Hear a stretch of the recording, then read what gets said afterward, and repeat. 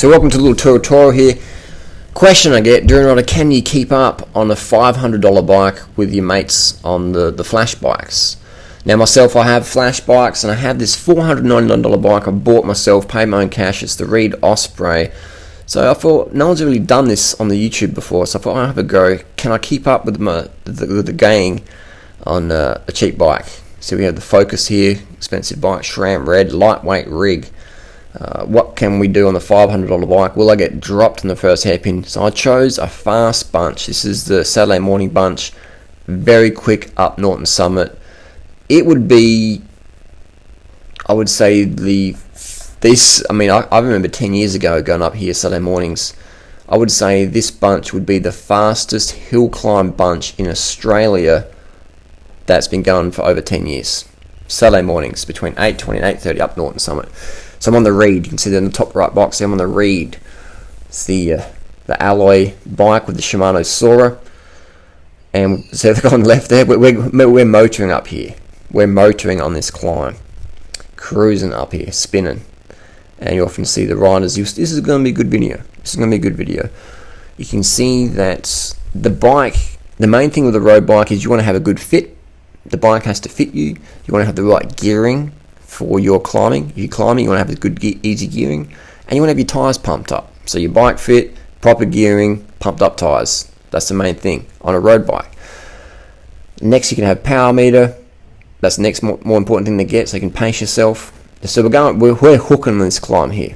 We're hooking on this climb. That's a new bike. That's a nice Colnago C60. I do like the paint jobs in the Colnago. People say, what do you think, Colnago? I think the paint jobs are pretty cool. The C60, they're very, very pleasant to look at. I always like looking at Colnagos. And we're cruising up here. This is actually pretty fast. So I was thinking, man, I'm hurting here.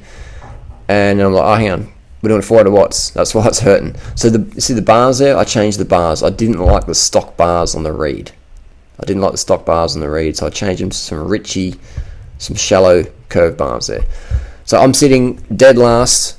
If I go around a rider, it means the rider's popped off the back. So I'm sitting dead last the whole time, like a bit of a ticket collector, the bus sweeper, whatever you want to call me, the sponge, the sit on sag, whatever you want to call me. I'm sitting on the back, and if a rider drops off the base, I'll just go around him and just get some footage here. So you can see wheels here. What's going on here? Got Kim from North Adelaide Cycles. I gave him the wheels from the Reed to do a bit of attention. Not that there was a problem with the wheels, but any new bike I get, I give the wheels to Kim at North Adelaide Cycles and say, Kim, give me a Henschke tune.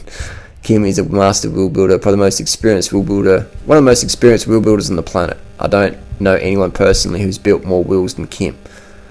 And just straight in the drops there. So the wheel does well. Wheels make a big difference, but the most important thing is being carbed up, obviously, and having proper air pressure in your tyres and the proper gearing. People see me, Harley, you spin a lot, and the reason why I do spin is I find I can put out more power because I use a power meter. After you use a power meter for a couple of years and you pay attention to it, you'll quickly learn that cadence is king or cadence is queen. So cruising up the hill here, almost coming up to the first hairpin, and the power is still on. Up here you can see why riders are being popped off the back. And on the front I think we have Russell and Craig setting the tempo. 2 abreast. It's still very good pace. This guy's lighting up. Again, this is I don't know of a weekly group this big that climbs hills this fast consistently. Thursday night, 7 PM at Tower Hotel, there's a couple of riders. Yeah, that's pretty good. That's very good.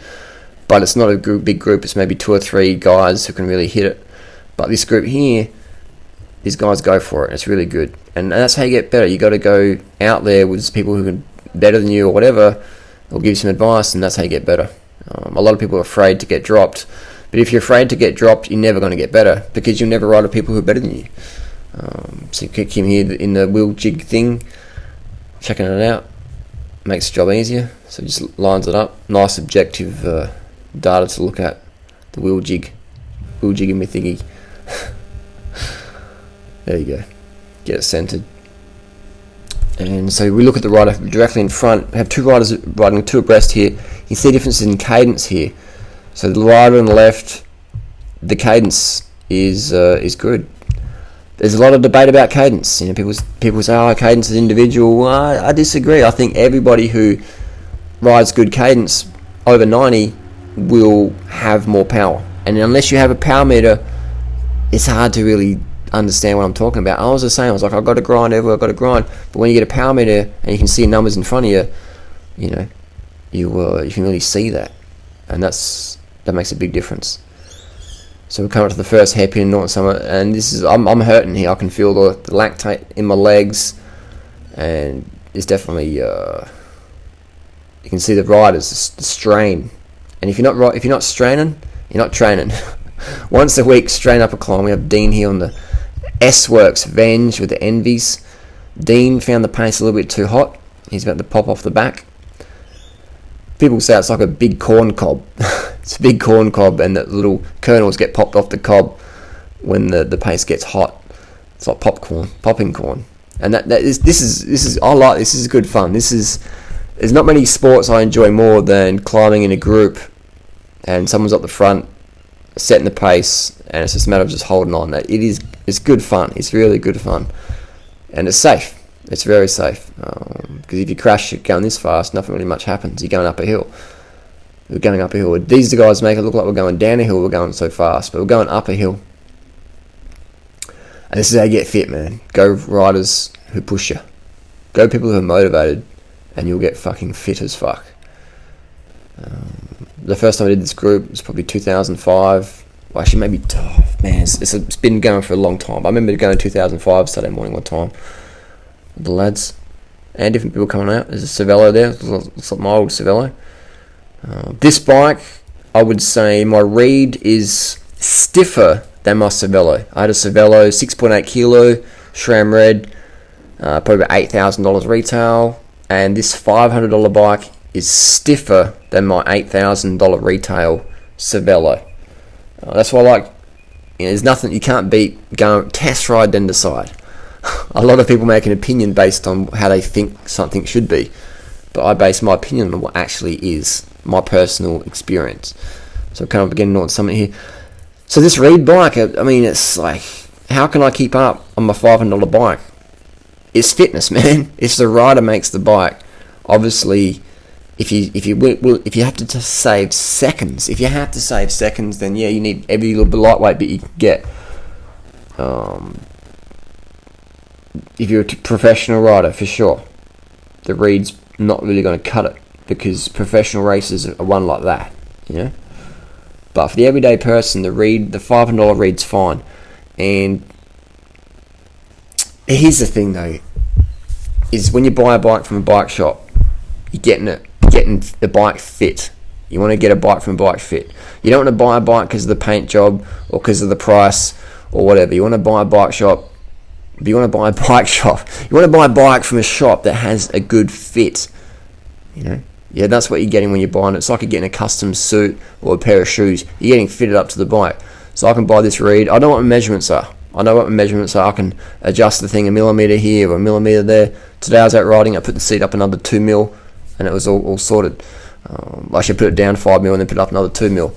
So over time you work out what you need to do for your setup. But this bike here is quality. Shimano Sora. How does Shimano Sora go Dura-Ace? It's the same thing. I mean, it's 90% the same thing, in my opinion. I've got Dura-Ace. I've got a few bikes with Dura-Ace. I've got SRAM Red. I've ridden all the group sets. Electronic, mechanical, whatever. It's all pretty much the same. The main difference is how it feels in your hand.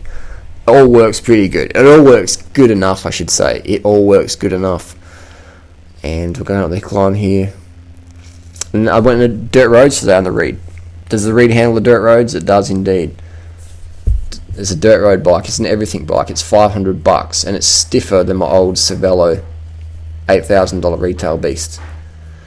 How does it compare to the TCR? For me, the Giant TCR is a benchmark bike. It is the best performing bike on the planet with your lightweight Millenstein Gen 4 wheels, the Dura-Ace mechanical group set. I can't think of anything better than that based on the studies done by German bike magazines, etc.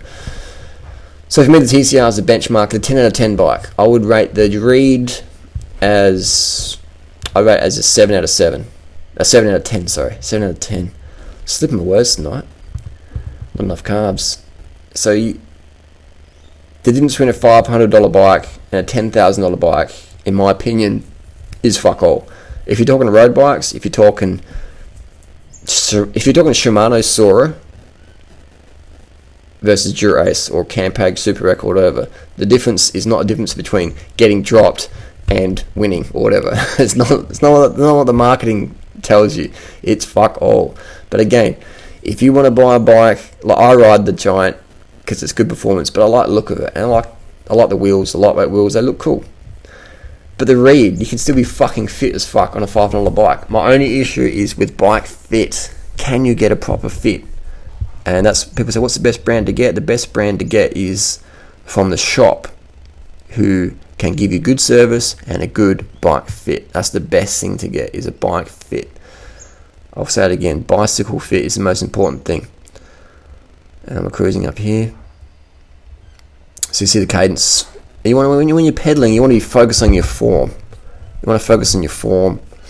And having a power meter definitely helps with that, because you can see the numbers in front of you. So this has been an eye-opening experience for me, riding a $500 bike, doing a 14:30 up Norton Summit. How fast could I go on this bike? I reckon I could do a 13:15 on this bike. My best time at Norton Summit is just under 13 minutes on my Giant TCR. I think with this Reed I could do a low 13. Good conditions, good guys to work off or whatever. But it's an interesting bike. Look at that, we're going past guys like they're standing still.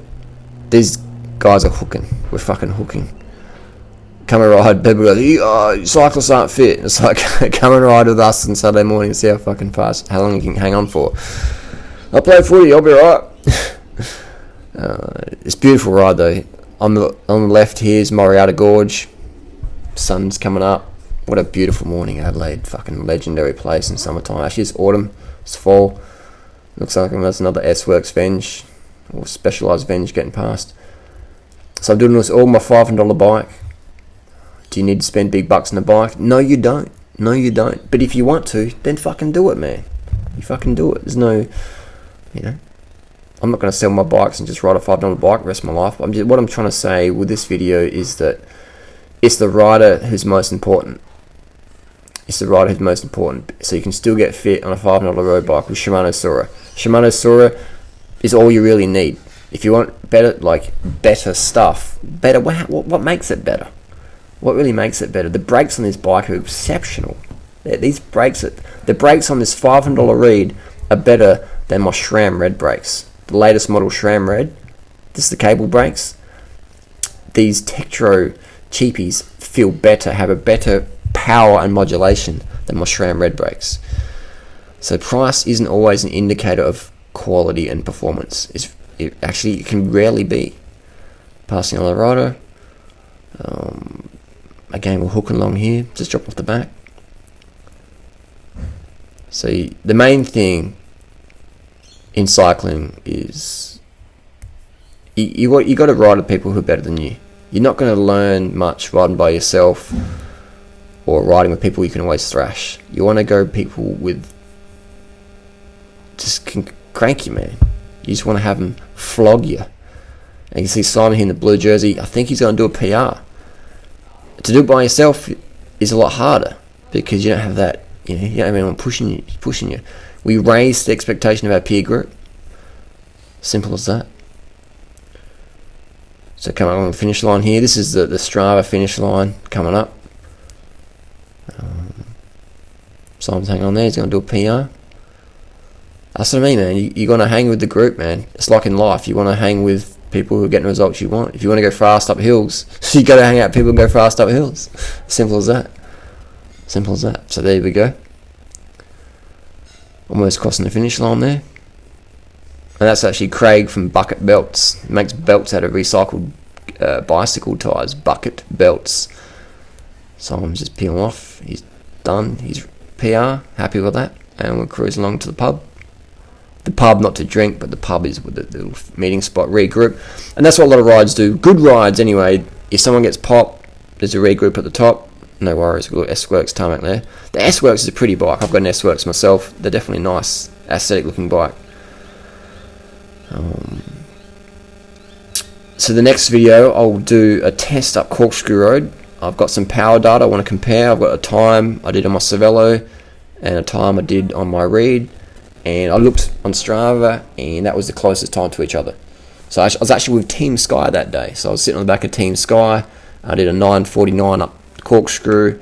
Another day I went out with some of the guys from Bicycle Express, and I did about 9:45, etc. on the Reed. So it was very similar time, and the power wasn't that much different. It's about 5% different. So there we go. The question's answered. Can you still keep up on a cheapo bike? Fucking oath you can. But again, at the end of the day, you ride what you want to ride. There's no bad brands. There's no, but there's bad bike fits. There's no such thing as a bad brand as much as there is a bad bike fit. So don't focus on stiffness or grams as much as focus on cadence, focus on gear selection. Not gear brand, but actually having compact cranks, having gears you can actually spin, having a power meter, and bicycle fit. They're the things you want to focus on. And make sure your tyres are pumped up. There's no point getting out there if your tyres are flat. Thanks for watching. Leave your comments and questions down below. One more tip. The only way I got better as a rider was to get my ass kicked on climbs. The only way you're going to get better is if you train with people that can drop you. So if you're not getting dropped, if you can drop everyone in your group, you need to find another group. Alright? If you're not getting dropped, you're training with the wrong people. To get better, you got to get dropped.